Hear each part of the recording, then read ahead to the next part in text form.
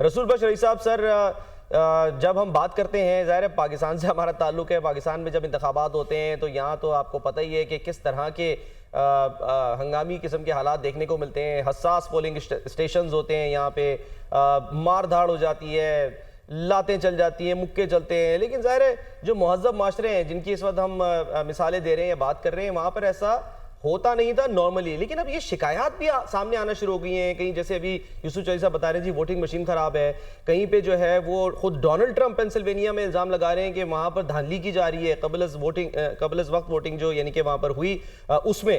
تو کچھ آپ کو لگ رہا ہے کہ وہاں پر بھی حالات جو ہیں وہ تبدیل ہو رہے ہیں؟ بلکہ بعض سروے تو یہ کہہ رہے ہیں کہ شاید بہت سے امریکی اب یہ سوچتے ہیں کہ جمہوریت کو ہی جو اس وقت خطرات لاحق ہو گئے ہیں امریکہ میں. سر میرا نہیں خیال ہے کہ ایسا ہے. وہاں پہ امریکہ میں ہمیشہ یہ چھوٹے موٹے ٹیکنیکل ایشوز ہوتے ہیں.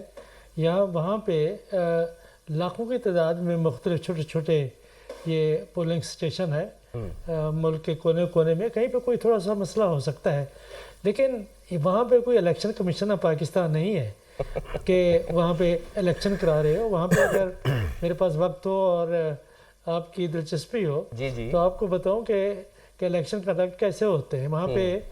وہ ہر سطح پہ، ہر چھوٹے چھوٹے گاؤں میں، چھوٹی چھوٹی کاؤنٹر میں جہاں پہ کوئی پولنگ اسٹیشن ہے، وہ مقامی لوگ ہوتے ہیں جن کو ٹرین بھی کیا جاتا ہے، جن کو ججز کہتے ہیں. اچھا، ان کو وہ طاقت دی جاتی ہے، گنتی ہوتی ہے. بڑا سموتھ پروسیس وہاں پہ ہوتا ہے. لیکن اکا دکا اگر معاملات ہو جائیں تو آپ یہ نہیں کہہ سکتے کہ وہاں پہ پاکستان جیسی صورتحال ہے یا اور ملکوں کی طرح سے. لیکن جو 6 جنوری 2021 کو جو کیپٹل ہل پہ جو واقعات ہوئے، اور پھر یہ ہے کہ ایک امریکی ٹریڈیشن رہی ہے کہ جو لوزنگ کینڈیڈیٹ ہے وہ سب سے بڑا کام یہ کرتا ہے یا کرتی ہے کہ ٹیلی فون اٹھا کے اپنے مد مقابل کو ایک مبارکباد کا پیغام دیتی ہے. بالکل. یہ پہلی دفعہ شاید میری تاریخ، میں نے جب سے الیکشنز کو فالو کرنا شروع کیا ہے، 76 سے میں کر رہا ہوں. اچھا. اس سے یہ ایسا کم ہی ہوا ہے. یہ غالباً یہ پہلی دفعہ ہوا ہے کہ ڈونلڈ ٹرمپ نے نہ صرف یہ ہے کہ فون نہیں کیا بائیڈن کو، بلکہ یہ الزام لگانا شروع کر دیا کہ الیکشن میں دھاندلی ہوئی ہے.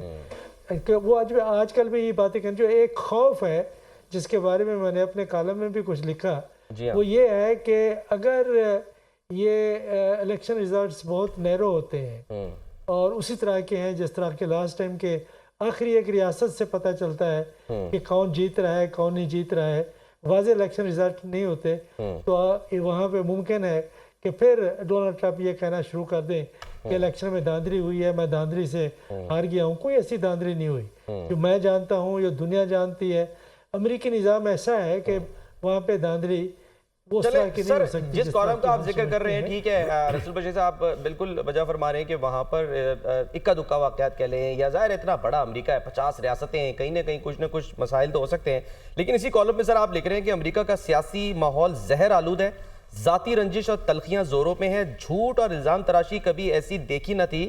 اب یہ جو باتیں آپ لکھ رہے ہیں سر، یہ تو پاکستانی سیاست سے ہی مماثلت رکھتی ہے نا. یہاں پر بھی تو یہی ہوتا ہے، پولرائزیشن بہت بڑھ گئی ہے وہاں. اصل میں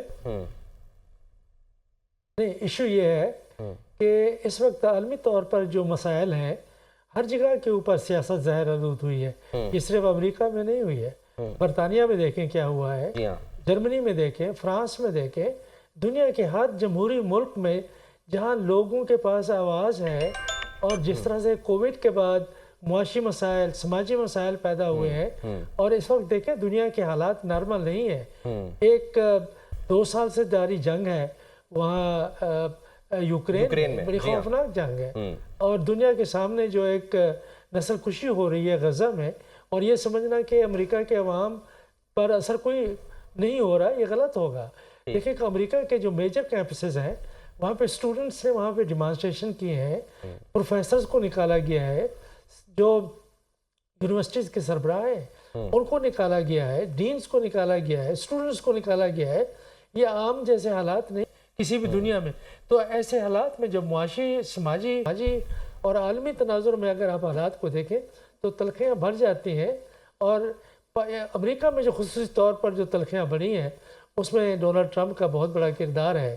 یہ بہت ہی डिविसिव किस्म के, तकसीम कार किस्म के सियासतदान हैं, तो उस वजह से ये कई मामले हैं जिसकी वजह अगर से ये हम कह तकसीम सकते कार हैं हैं तो सर फिर तो सही उस पर अमल पैरा है ना रास्ते पर के डिवाइड एंड रूल, वो जाहिर सी बात है उन्होंने इस चीज़ को, या यूँ कह लीजिए कि वो अपना बयानिया बनाने में जो है वो कामयाब रहे थे 2016 में, और अब देखते हैं कि उनका बयानिया किस हद तक कामयाब होता है। सर साथ ही रहिएगा।